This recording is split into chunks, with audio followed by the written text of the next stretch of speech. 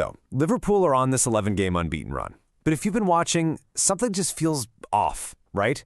Today, we're going to dig into the latest analysis from Anfield Agenda to really understand why. We're going to look at the upcoming Burnley match, that £50 million question that's hanging over Mo Salah, and some pretty puzzling comments from the manager that might just reveal more than he wanted him to. All right, here's how we're going to break this all down. We'll start with the immediate challenge, Burnley. Then we'll get into the tactical blueprint and the predicted lineup. After that, the huge question mark over Mo Salah. Then we'll try to get inside the manager's head. And finally, we'll deliver a verdict on what this all really means. Let's get into it. Okay, first up, the immediate challenge. Now, on paper, you'd think a home game against Burnley is a walk in the park. But as you'll see, the context around this match makes it a total must-win, and the pressure's really on for a convincing performance, not just, scraping by with the result. So on the surface, the form guide tells a pretty clear story. Liverpool haven't lost in 11 games. That sounds great. But the analysis from Anfield Agenda calls this run unconvincing, basically a series of results that are hiding some pretty shaky performances. And you contrast that with Burnley, who are a total mixed bag. They can frustrate top teams one week and then just completely fall apart the next. You never know what you're going to get. And when you look at the head-to-head history, wow, it is brutally one-sided.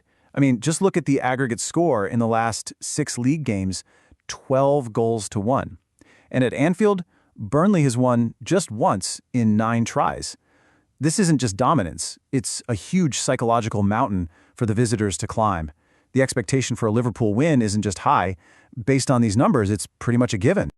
So with all that history on their side, how is Liverpool going to approach this tactically? Let's take a look at the predicted lineup and the strategy that's been cooked up to break down that Burnley defense. At the back, the core is predictable, right? You've got Alisson, Konate, and Van Dijk. No surprises there. But the real tactical clue is at fullback. The choice of Frimpong and Kerkez, 2 very attack-minded players, signals a clear intent. This is not about being cautious. This is an all-out attack strategy designed to pin Burnley back and just overwhelm them deep in their own half. And in the midfield, the whole setup is about control and creativity. You've got Gravenberch and McAllister providing that solid base. But the real key here is Florian Wirtz. He's predicted to play as a free-roaming number 10, and his job is going to be the toughest one, finding those little pockets of space in what's probably going to be a very, very compact Burnley defense. Now, the attack, this is where the lineup gets really interesting. Ekitike is expected to start up front with Szoboszlai out on the right. But over on the left wing, we see a huge surprise. Curtis Jones, a natural central midfielder, is predicted to start out wide. And here's the thinking behind it, straight from the source. See, this isn't about flair. It's all about form and function. Gakpo's been a bit out of sorts, while Jones offers something totally different, defensive stability.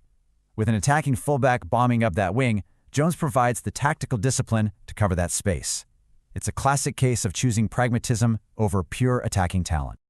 All right, let's shift gears and talk about the biggest name at Liverpool right now, Mohamed Salah. His situation is really twofold. First, there's the immediate question of his return from injury. But hanging over all of that is a much, much bigger, more complicated question about his long-term future with the club. Manager Arne Slot leaves absolutely no doubt about Salah's importance. This quote says it all, doesn't it?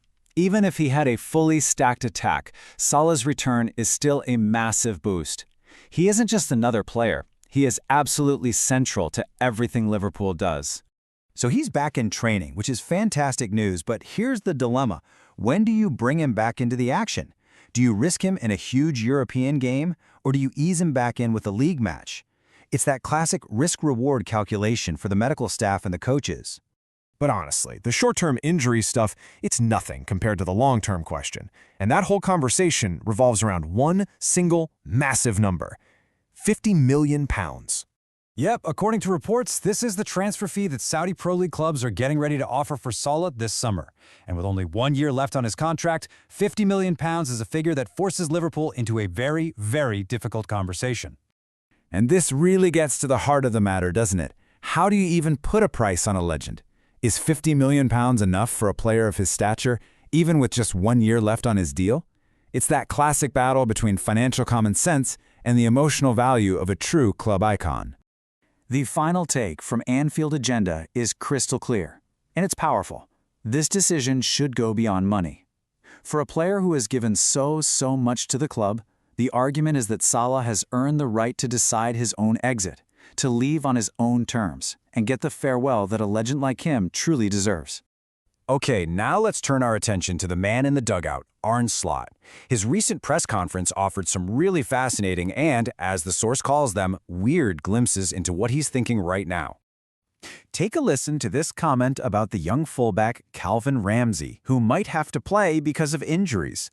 The manager says Ramsay is good enough, but only because he's running out of options and has better options available. The analysis from Anfield Agenda really questions the psychology here. I mean, what kind of message does this send to a young player? It's basically saying, you're our last resort. It's just a moment of brutal and maybe unnecessary honesty that's hardly going to fill the kid with confidence. But, beyond those kind of strange comments, Slot was also crystal clear about his #1 goal. Champions League qualification is absolutely non-negotiable. And more than that, he's actively looking for a spark, a single moment or a single result to kickstart the season and finally get some real momentum going. So let's tie all of this together. We've got the tactical plan, this cloud of uncertainty around the star player, and a manager who's desperately searching for a spark.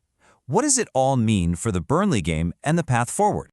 When it comes down to a final score, the prediction from Anfield Agenda is a 3-1 win for Liverpool. And the logic behind this scoreline is pretty simple, really. Liverpool's attacking quality should be more than enough to get the win, but their defensive weaknesses, which have been a theme throughout this whole unconvincing run, mean a clean sheet is probably off the table. Expect a win, but don't expect it to be a perfect one. And this leads us to the final and maybe the most crucial question. Look, a win against Burnley is the bare minimum expectation, but the manager isn't just looking for 3 points. He's looking for that kickstart. Can a potentially messy 3-1 victory at home really provide the jolt this team needs to transform their season? Well, that remains the biggest unknown of all.